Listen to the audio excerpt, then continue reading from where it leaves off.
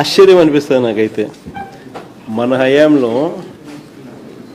మనము ఎన్నికలు అయిపోయిన 4 నెలలకి గాంధీ జయంతి నాటికి, ఎన్నికలు జూన్లో అయిపోయినాయి, గాంధీ జయంతి నాటికి 1,30,000 మనం సచివాలయంలో ఉద్యోగాలు ఇప్పించినాం.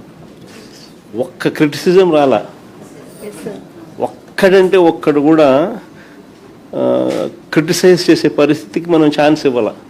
అంత ట్రాన్స్పరెంట్గా చేసినాం. 1,30,000 ఉద్యోగాలు, ఈడ 16,000 ఉద్యోగాలకు దీనికి రకరకాలుగా దాన్ని తిప్పి ఇంత కాంట్రవర్షియల్ చేసి అమ్ముకునే కార్యక్రమం దాకా తీసుకుపోవడం అంటే నాకు ఆశ్చర్యం అనిపిస్తుంది. దాన్ని నడిపించిన తీరు. 18 లక్షల మంది అందులో రాసినారు. అసలు నిజంగా వీళ్ళు ప్రవర్తించిన తీరు చాలా అన్యాయమైన తీరు. నేను ఒక ప్యానెల్ క్రియేట్ చేస్తాం జగదీష్, ఇది అయిపోయినాక. ఇది డీల్ చేసే దానికోసం మన లీగల్ సైడ్ నుంచి మన లాయర్లు ఎవరైతే, మన సీనియర్ అడ్వకేట్లు ఎవరైతే మన దగ్గర ఉన్నారో, సుధాకర్ రెడ్డి, మనం వీళ్ళందరినీ కూడా తీసుకొని వచ్చి ప్యానెల్ క్రియేట్ చేసి ఇక్కడ కల్పనమ్మను, చంద్రశేఖరన్ ఎమ్మెల్సీలు, మన పార్టీ తరఫున టీచర్లు ఎమ్మెల్సీలు ఎవరైతే ఉన్నారో వీళ్ళని కూడా తీసుకొని వచ్చి ఆ కమిటీలో పెట్టి ఇక్కడ మీకు అందుబాటులో ఉండేట్టుగా చేస్తాం. మీకు అన్ని రకాలుగా న్యాయపరంగా మీకు ఖర్చు లేకోకుండా న్యాయపరంగా అన్ని రకాలుగా మనమే దీన్ని ఫైట్ చేసే విధంగా we will take it up. అది ఇక్కడ జియో ఫస్ట్ ఏమో ఇచ్చి ఎటువంటి ఎగ్జామ్ పెట్టుకోకుండా సర్టిఫికేట్ల కేవలము వీళ్ళ ఇష్టారాజ్యంగా దొంగ సర్టిఫికేట్ల ప్రకారము, లేకపోతే వీళ్ళ సర్టిఫికేట్లు ఏదైతే కరెక్ట్ అనుకుంటారో దాని ప్రకారమే ఉద్యోగాలు ఇచ్చే కార్యక్రమాలు చేసినారు.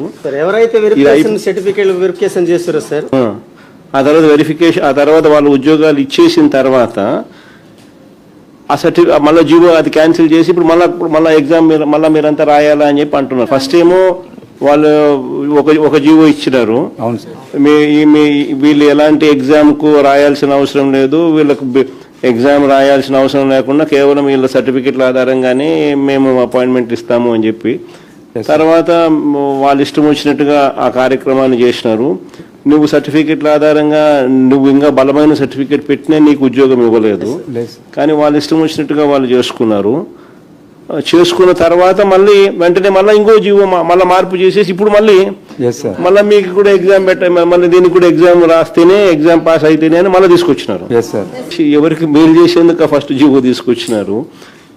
తర్వాత ఎవరికి మళ్ళీ వాళ్ళ పని అయిపోయిన తర్వాత మళ్ళీ వెంటనే గేట్ ఎత్తినారు, మళ్ళీ పని అయిపోయిన తర్వాత మళ్ళీ గేట్ మూసినారు. At the end of the day ఒకటి గుర్తుపెట్టుకోవాల్సింది ఏంటంటే, ఎవరైతే ఎలిజిబుల్గా ఇప్పుడైతే బాధితులుగా ఎవరైతే ఉన్నామో కోర్టులకు తలుపులు తట్టే కార్యక్రమం చేస్తూ ఉన్నాము, అన్ని రకాలుగా మీ న్యాయ సహాయము, న్యాయ పోరాటం మీతో పాటు కలిసికట్టుగా వైఎస్ఆర్ కాంగ్రెస్ పార్టీ తరఫున లీగల్ సెల్ మొత్తం మీకు అండగా ఉండి నడిపిస్తుంది.